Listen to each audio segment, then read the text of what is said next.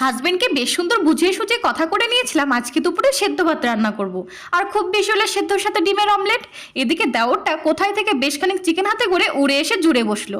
আমি সেদ্ধ ভাত করেই ফেলেছি বলতেই, বৌদি আজ কোনো টেনশন নিও না, রান্নাটা কিন্তু আমিই করব ভীষণ ইউনিক স্টাইলে, কোথাও খুঁজে এই রান্নার হদিস তুমি পাবে না। বাপরে, আজ দেখি ভূতের মুখে রাম নাম, তা মতলবটা কি ঠাকুরপো? এমন কিছু না বৌদি, আমারও তো মন চাই বৌদিটাকে অন্তত একদিন আমি রান্না করে খাওয়াই। ফিসফিস করে হাজবেন্ডকে বলি, ব্যাপারটা একটু গোলমেলে লাগছে না?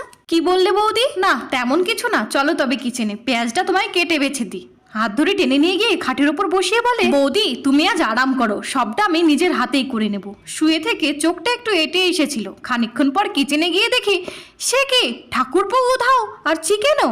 সঙ্গে সঙ্গে ফোন, এই বাদর ছেলে রান্নাঘরের এলাহি কাণ্ড করে কোথায় পালালি? সরি বৌদি, আসলে আমার গার্লফ্রেন্ড আমার নিজের হাতে বানানো চিকেন খেতে চেয়েছিল, বাড়িতে রানলে মা ধরে ফেলতো, তাই আর কি। পরের বার পাক্কা তোমায় চিকেন বানিয়ে খাওয়াবো।